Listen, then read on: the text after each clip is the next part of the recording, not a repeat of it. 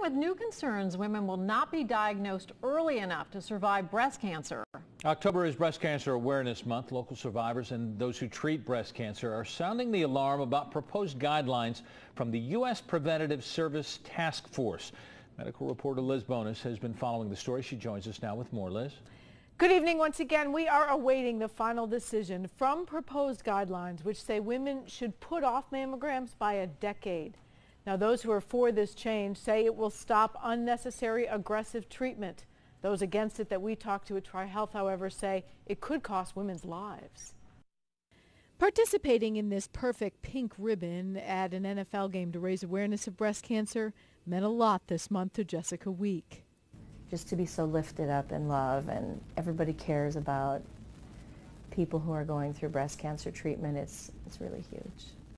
Just about 16 months ago, Jessica began experiencing some unusual symptoms.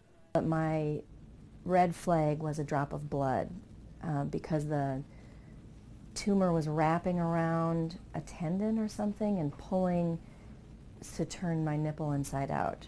A mammogram eventually led to a diagnosis of breast cancer. She is grateful it was found at an early stage. Otherwise, I would just be sitting here full of cancer with no idea.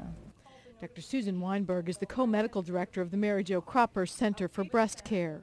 She says current mammography guidelines suggest women begin getting yearly mammograms at age 40, something she strongly supports.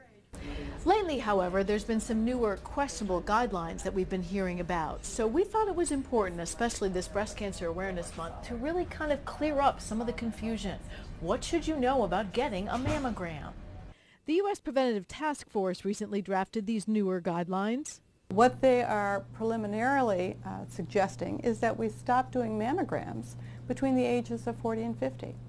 Not a good idea, Dr. Weinberg told me, because 1 in 60 women develop breast cancer between the ages of 40 and 50.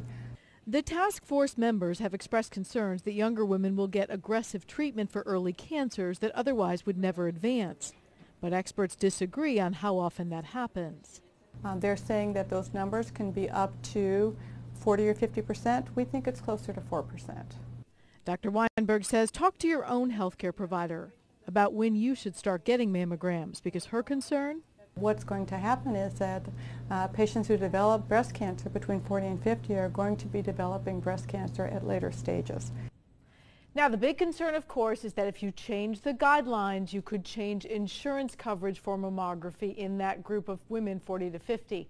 Well, higher risk women might be covered to start mammograms earlier.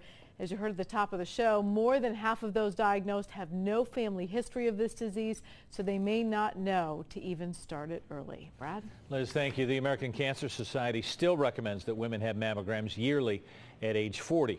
We have a link to their recommendations and the guidelines drafted. If you want to click on them, just go to local12.com, that red Get It button.